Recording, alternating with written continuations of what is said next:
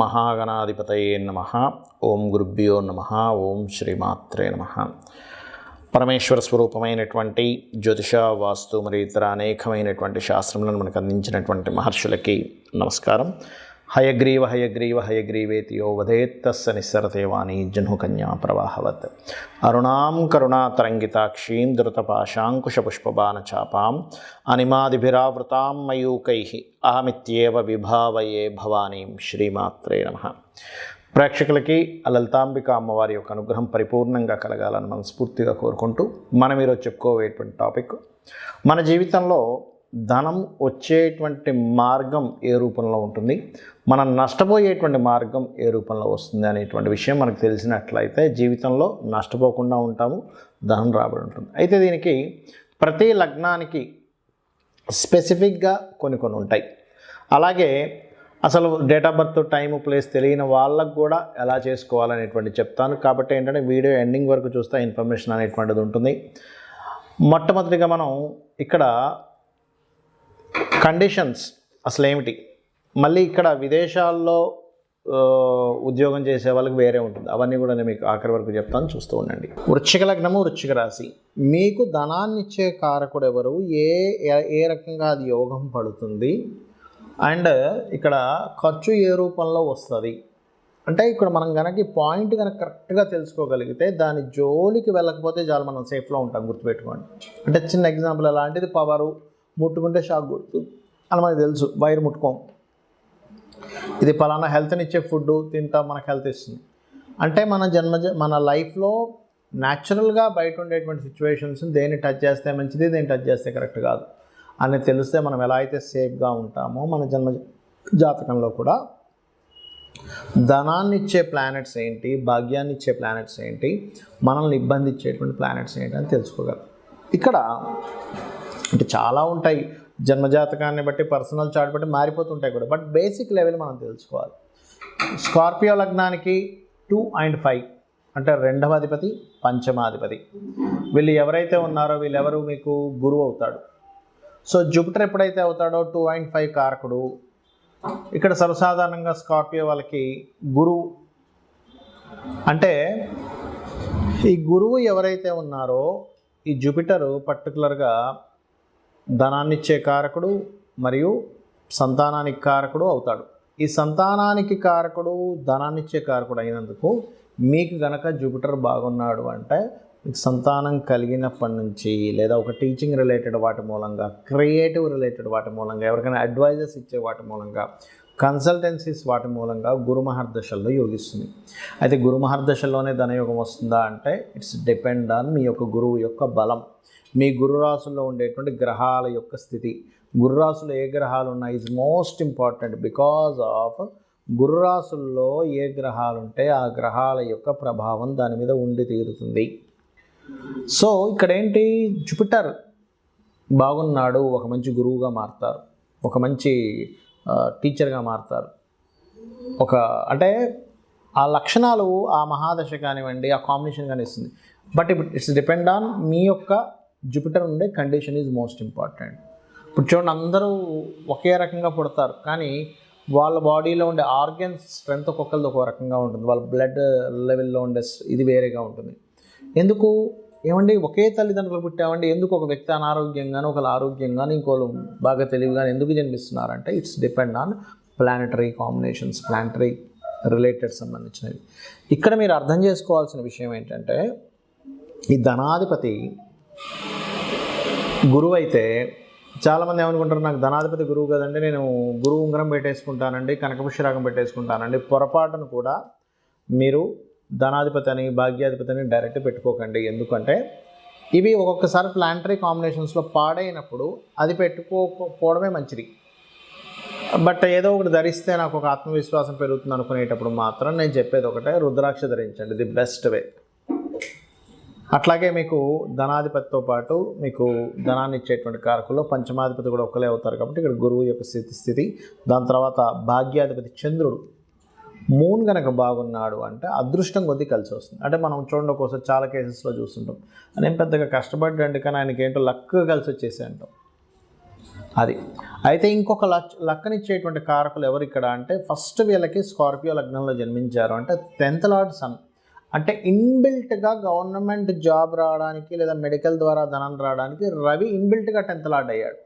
So inbuilt yogas అని ఉంటాయి. So ఆ ఇన్బిల్ట్ యోగా మీకు ఉన్నప్పుడు ఏమవుతుందంటే మనం కొంచెం ట్రై చేసినా అడిషనల్గా మనకు ఒక సపోర్ట్ దొరికి మనం దానిలో దూసుకు వెళ్ళిపోతాం, జస్ట్ సపోర్ట్.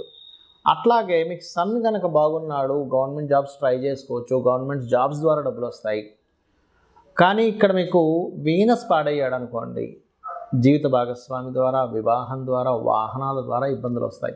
అంటే వీనస్ మీకు పాడయ్యాడు అంటే మీరు ఈ సెక్టార్స్లో జాగ్రత్త పడాలి. అలాగే ఇక్కడ 2, 5, 8, 11 కాంబినేషన్స్ అంటే జూపిటర్ అండ్ మెర్క్యూరీ బాగుంటేనే షేర్ మార్కెట్లోకి వెళ్ళాలి. సర్వసాధారణంగా స్కార్పియో లగ్నం వాళ్ళకి కాస్త ఎక్కువ ఇంట్రెస్ట్ ఉంటుంది. ఒకవేళ బుధ గురువులు కలిసి ఉన్నా, లేకపోతే దానికి సంబంధించినటువంటి రాహు కనెక్టివిటీ వచ్చినా, సో ఇమాజినేషన్స్లో వెళ్ళిపోయి నేను ఇన్ని కోట్లు సంపాదిస్తాను అనుకుని ఒక్కొక్కసారి తొందరపాటు నిర్ణయాల్లో కొన్ని రెగ్యులర్ షేర్ మార్కెట్ అంటే డైలీ ట్రేడింగ్ చేసేవాళ్ళు కొన్ని తప్పిదాలు చేస్తూ ఉంటారు. కాబట్టి షేర్ మార్కెట్కి పర్టికులర్గా కొన్ని కాంబినేషన్స్ ఉంటాయి. 2, 5, 8, 11తో పాటు మీరు పర్టికులర్గా తీసుకోవాల్సిన ఏమిటంటే అక్కడ ఒక నీచభంగ రాజయోగం కానీ ఒక విపరీత రాజయోగం కానీ కనెక్ట్ అవ్వాలి. ఆ యోగాస్ కనెక్ట్ అవ్వకుండా మీరు చేసే ప్లానింగ్ ముందుకు వెళ్ళదు. ఇట్స్ వెరీ క్లియర్గా చెప్తుంది జ్యోతిష్ శాస్త్రం. అసలు ఫస్ట్ మనకి ఏ యోగం ఉంది, ఏ కనెక్టివిటీలో ప్లానెట్ ఉంది, మనం ఏ పని చేస్తున్నాం అంటే ఎలా అంటే సింపుల్గా మార్కెట్ ఏముంది, మార్కెట్లో దేనికి ఎక్కువగా డిమాండ్ ఉంది, మనం దాన్ని ప్రొడ్యూస్ చేస్తున్నామా లేదా అనేటువంటిది ఎలాగైతే సింపుల్గా మనం అర్థం చేసుకుంటామో ప్లానటరీ కాంబినేషన్స్ యోగాలు కూడా అలా అవుతాయి. అయితే మీకు ధనాన్ని ఇచ్చే కారకుడు, న్యాచురల్ ధనాన్ని ఇచ్చే కారకుడు సుబ్రహ్మణ్య మన దత్తాత్రేయుడు ఆరాధన ద్వారా, జయ గురుదత్త, శ్రీ గురుదత్త అనేటువంటి నామస్మరణ ద్వారా మీకు ధనయోగం అనేటువంటిది కలుగుతుంది. సో ఇది చేసుకోండి.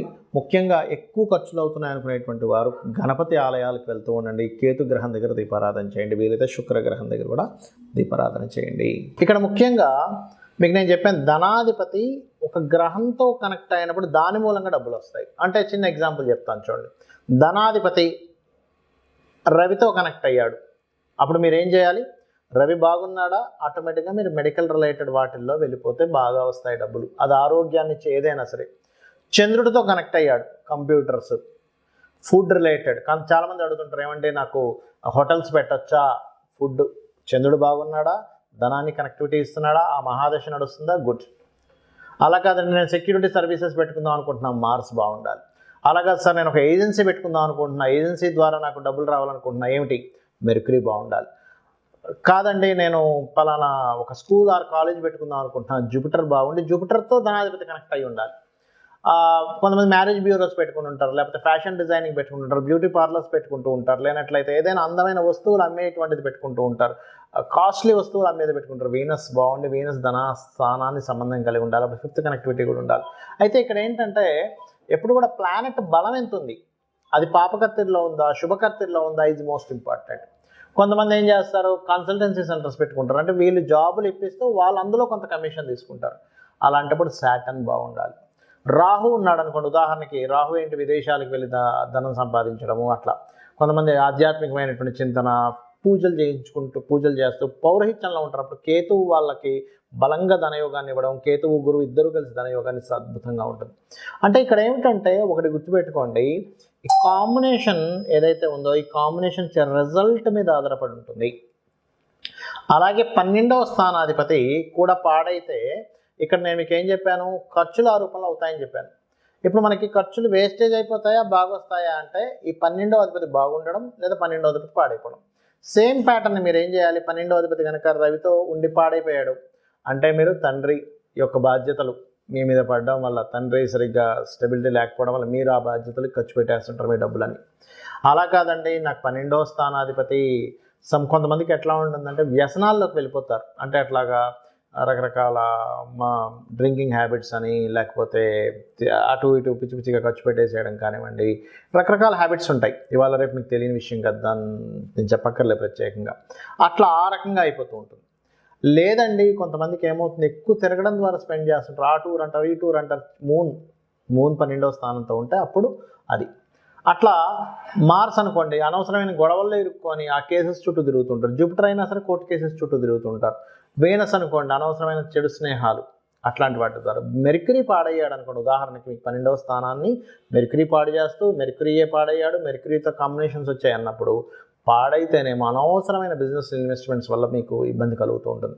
అదేవిధంగా జూపిటర్ అయితే ఏమవుతుందంటే కొంతమంది ఏం చేస్తారంటే కొన్ని ఈ జూపిటర్కి కోర్టు కేసెస్ అని చెప్పాను ఆల్రెడీ, వీనస్ అయితేనేమో వ్యసనాలు అని చెప్పాను, శని అయితే రోగాలకు పెడుతూ ఉండాల్సి వస్తూ ఉంటుంది. లాంగ్ టర్మ్ ఇన్వెస్ట్మెంట్ చేస్తూనే ఉంటారు, కంపెనీ పెడతారు, కొన్ని సంవత్సరాలు జరిపి ఇన్వెస్ట్మెంట్ చేస్తూ ఆ ఉన్న ఆస్తులు మొత్తం అమ్మేసుకుని దానికి పెట్టాల్సి వస్తూ ఉంటుంది. ఆ రకంగా రాహుకేతువులు అయితే కొంతమంది సాఫ్ట్వేర్ కంపెనీస్ పెట్టి ఇబ్బంది పడుతుంటారు. అంటే ఇక్కడ ఏమిటి మరి ఇలా ఉందండి, మరి దీనికి రెమెడీ ఏమిటి? ఎందుకంటే సరే నాకు డబ్బులు వస్తున్నాయి, ఫైన్, డబ్బులు పోతున్నాయి అర్థమవుతుంది, కానీ ఏమిటి రెమెడీ ఏమిటి? It's very clear. మీకు సన్ ద్వారా కనుక మీకు ఇబ్బంది అవుతుంది అంటే సూర్యభగవానుడు ఆరాధన రెగ్యులర్గా చేయండి, మీకు ఖచ్చితంగా బయటపడిపోతారు. సండే మీరు ఉపవాసం ఉంటూ ఉండండి. మూన్ ద్వారా అవుతుందంటే సోమవారం ఉపవాసం ఉండండి. అయితే ఉపవాసాల్లో ముఖ్యంగా మనకి పూర్తి ఉపవాసం ఏకాదశికి మాత్రమే చెప్పారు, కానీ మండే కనుక మీకు మండేస్ మీకు తెలుస్తుంటుంది, మండేస్ ఎక్కువగా ఇబ్బంది వస్తుంది నాకు, ఎందుకంటే జాతకం లేదు. సండేసే నేను ఎక్కువ ఇబ్బంది పడుతున్నాను. సన్ నక్షత్రాల్లో అంటే ఏంటి, కృత్తిక, ఉత్తరాషాఢ నక్షత్రాలు ఎక్కువగా అవుతుంది అన్నప్పుడు మీరు సండేస్ ఉపవాసం ఉండాలి, సూర్య నమస్కారాలు చేస్తూ ఉండాలి. చంద్రుడి ద్వారా వస్తుంది, సోమవారాల్లో నాకు ఎక్కువ నష్టం జరుగుతుంది, ఎందుకంటే ఇక్కడ జాతకం లేని వాళ్ళకు కూడా చెప్తానన్నాను నేను మీకు. అప్పుడు అలాంటప్పుడు ఏం చేయాలి, ఈ పరమేశ్వరుడి యొక్క ఆరాధన, శివలింగానికి అభిషేకాలు చేయాలి, చేస్తూ ఉండాలి, బియ్యం దానంగా ఇస్తూ ఉండాలి, ఆదివారం అయితేనేమో గోధుమలు దానంగా ఇస్తూ ఉండాలి. అదే మంగళవారాలు అవుతున్నాయి అనుకోండి, స్కందుని యొక్క ఆరాధన చేస్తూ కుజగ్రహం దగ్గర దీపారాధన చేస్తూ కందులు దానంగా ఇస్తూ ఉండాలి. బుధవారం ఎక్కువగా నాకు నష్టాలు వస్తున్నాయంటే అని మీకు ఒక తెలుస్తూ ఉంటుంది, అలాంటప్పుడు ఏం చేయాలి అంటే మీరు పెసలు దానంగా ఇస్తూ ఉండాలి. అదేవిధంగా గోవులకి గోంగూర తినిపిస్తూ ఉండాలి. అదేవిధంగా గురువారం అవుతుంది అనుకోండి, శనగలు దానంగా ఇవ్వడము, నవగ్రహాల్లో గురుగ్రహం దగ్గర దీపారాధన చేయడం. శుక్రవారం ఎక్కువ అవుతుంది అనుకోండి, బొబ్బర్లు దానంగా ఇవ్వడం, అమ్మవారి ఆరాధన చేయడం, అమ్మవారి ఆలయాలకు వెళ్ళడం. శనివారం అవుతుంది అనుకోండి మీకు ఈశ్వరారాధన చేయడము లేదా ఆంజనేయ స్వామి ఆరాధన చేయడము, నువ్వులు దానంగా ఇవ్వడము. శనికి సంబంధించిన ఎక్కువగా ఇబ్బంది ఉందనుకోండి, నూనెలో మీ ముఖాన్ని చూసుకొని దాన్ని చక్కగా బాటిల్లో వేసి ఈశ్వరాలయంలో దీపారాధన కోసం ఇవ్వండి, ఖచ్చితంగా మీ దోషం అనేటువంటిది పోతుంది.